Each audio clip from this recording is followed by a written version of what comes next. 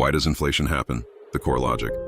Imagine an island with 10 people, each having $1, and only 10 loaves of bread available. Each loaf cost $1. If the government suddenly drops another $10 onto the island, so everyone has $2, but there are still only 10 loaves of bread, the baker will simply raise the price to $2. The bread didn't change, but your $1 is now weaker. The main factors affecting it: demand pull inflation. This is too much money chasing too few goods. When everyone feels rich and wants to buy the same new iPhone, the price goes up because supply can't keep up. Cost push inflation. This happens when it becomes more expensive for companies to make products. If the price of oil or electricity goes up, the pizza shop has to raise the price of your margarita to pay their bills. Monetary policy. When a central bank like the RBI in India or the Fed in the US prints more money or lowers interest rates, it floods the market with cash, which usually triggers inflation. What are assets? The inflation fighters.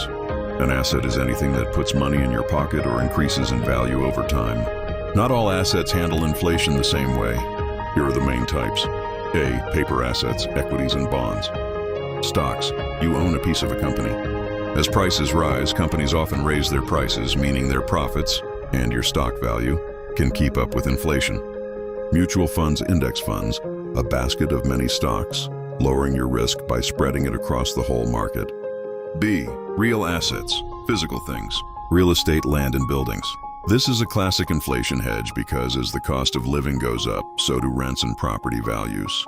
Commodities, raw materials like gold, silver, or oil.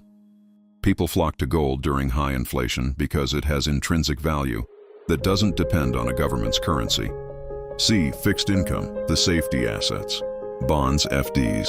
You lend money to a government or bank for a fixed interest rate. The risk. These are the most vulnerable to inflation. If your FD gives you 6% but inflation is 7%, you are technically getting poorer by 1% every year. D. Digital assets.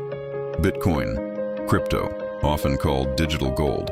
Because there is a limited supply, only 21 million Bitcoins will ever exist.